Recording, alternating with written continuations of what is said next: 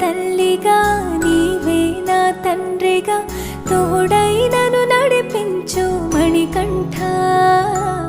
కష్టాలే తరిమినా కన్నీరే ముంచిన నీవే నాకు దిక్కు కదా అయ్యప్ప.